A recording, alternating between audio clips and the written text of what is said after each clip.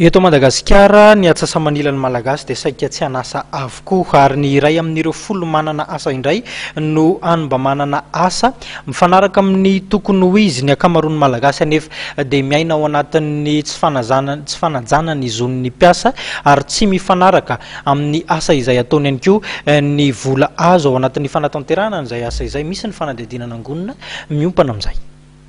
Maro ny olana sedrain'ny tanora eto Madagasikara. Anisan'izany tsy fampin'ny asa izay mahatonga ny tsy fananana asa miompampana eto amintsika. Ho an'ireo 500,000 ny malagasy an'asa nefa dia tsy manaraka ny fenitra iraisam-pirenena ny kalitaon'ny asa sy ny zoazony.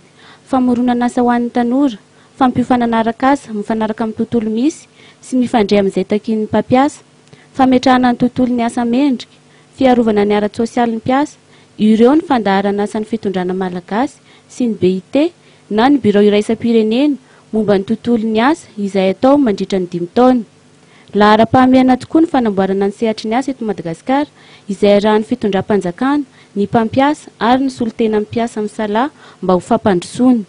Notontosaina androany tetsy amin'ny hôtel Colbert ny fanaova-tsiny izany fiara-miasa izany izay niarahan'ny gouvernemanta malagasy notarian'ny Premier Ministre Zao Ravelonarivo sy ny taleparitry ny Afrikanina NS Champinga Chuma. Tafiditra ao anatin'ity fandaharana asa ity koa ny fiadiana amin'ny fanondranana olona tsokosoko, ny ady atao amin'ny fampiasana zaza tsy ampy taona ary ny ady atao amin'ny fizahantany mamaofady atao amin'ny ankizy malagasy. Mitetina $12 ny teti-bola hoentina manatanteraka ity fandaharana asa ity.